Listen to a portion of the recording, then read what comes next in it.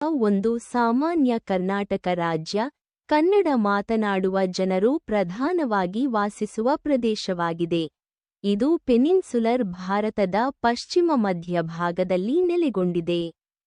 ಇದು ಅರೇಬಿಯನ್ ಸಮುದ್ರ ಮತ್ತು ಪಶ್ಚಿಮ ಘಟ್ಟಗಳ ನಡುವಿನ ಕಿರಿದಾದ ಸುತ್ತುವರಿದ ಬೆಲ್ಟ್ ಅನ್ನು ಒಳಗೊಂಡಿದೆ. ಸುಮಾರು 400 ಕಿಲೋಮೀಟರ್ಗಳ ಅದ್ಭುತವಾದ ಸೊಗಸಾದ ಮತ್ತು ಮೋಡಿ ಮಾಡುವ ಕರಾವಳಿಯನ್ನು ಹೊಂದಿದೆ. ಪಶ್ಚಿಮ ಘಟ್ಟಗಳ ಗುಡ್ಡಗಾಡು ಪ್ರದೇಶವು ಅದರ ಭವ್ಯವಾದ ರಮಣೀಯ ಸೌಂದರ್ಯ ಮತ್ತು ನಿತ್ಯ ಹರಿದ್ವರ್ಣ ಕಾಡುಗಳಿಂದ ಕೂಡಿದೆ.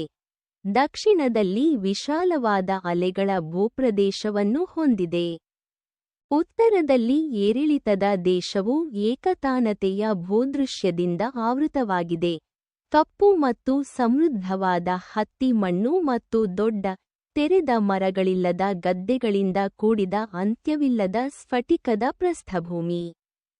ಕರಾವಳಿ ಬಯಲು ಮತ್ತು ಮಧ್ಯ ಪ್ರಸ್ಥಭೂಮಿಯ ನಡುವಿನ ವ್ಯತ್ಯಾಸವು ಗಮನಾರ್ಹವಾಗಿದೆ. ಕರ್ನಾಟಕದ ಪೂರ್ವ ಭಾಗವು ಸಾಮಾನ್ಯವಾಗಿ ಹಲವಾರು ಸಾಲುಗಳಿಂದ ಸುತ್ತುವ ಪ್ರಸ್ಥಭೂಮಿಯಾಗಿದೆ. ಕಲ್ಲಿನ ಹೊರಬೆಳೆಗಳು ಮತ್ತು ದೈತ್ಯಾಕಾರದ ಬಂಡೆಗಳು ಮುಖ್ಯವಾಗಿ ಉತ್ತರ ಮತ್ತು ದಕ್ಷಿಣಕ್ಕೆ ಚಲಿಸುವ ಬೆಟ್ಟಗಳ ಹಲವಾರು ಸರಪಳಿಗಳು ವಿವಿಧ ಆಕಾರಗಳು ಮತ್ತು ಗಾತ್ರಗಳೊಂದಿಗೆ ಹಲವಾರು ಕಣಿವೆಗಳಾಗಿ ವಿಂಗಡಿಸುತ್ತವೆ. ಅದರ ಅದ್ಭುತ ವೈವಿಧ್ಯತೆಯ ಭೌಗೋಳಿಕ ಅಭಿವ್ಯಕ್ತಿಗಳು, ಅನನ್ಯ ಒಳಚರಂಡಿ ಮಾದರಿಗಳು, ವನ್ಯಜೀವಿಗಳ ವರ್ಣರಂಜಿತ ಪರಂಪರೆ, ಘಟನಾತ್ಮಕ ಇತಿಹಾಸ, ಶ್ರೀಮಂತ ಸಾಂಸ್ಕೃತಿಕ ಸಂಪ್ರದಾಯಗಳು ಮತ್ತು ರಮಣೀಯ ಶ್ರೇಷ್ಠತೆಯ ಅಂತ್ಯವಿಲ್ಲದ ವಿಸ್ಟ. ಕರ್ನಾಟಕವು ಖಂಡಿತವಾಗಿಯೂ ಭಾರತೀಯ ಸಂಸ್ಕೃತಿ ಮತ್ತು ಪರಂಪರೆಯ ಸಂಪತ್ತಿಗೆ ಅನನ್ಯ ಕೊಡುಗೆಗಳನ್ನು ನೀಡಿದೆ.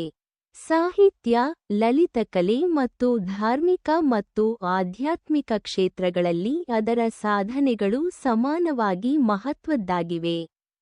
ಇದು ಭಾರತದಾದ್ಯಂತ ಹರಡಿರುವ ಕರ್ನಾಟಿಕ್ ಸಂಗೀತ ಎಂಬ ಸಂಗೀತ ಶಾಲೆಯನ್ನು ಅಭಿವೃದ್ಧಿಪಡಿಸಿತು.